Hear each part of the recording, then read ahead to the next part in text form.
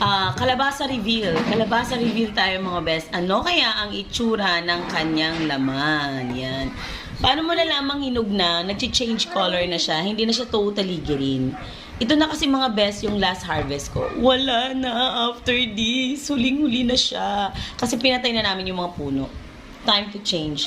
So, kukuha tayo niya ng seeds niyan at muli nating itatanim. O, sige na.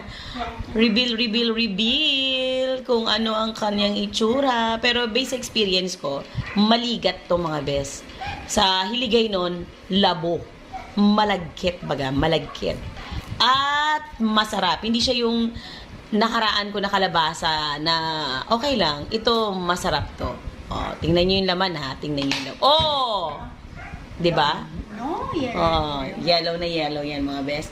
Hindi lang masyado nakikita ng lights kasi nga meron akong lights dito. Medyo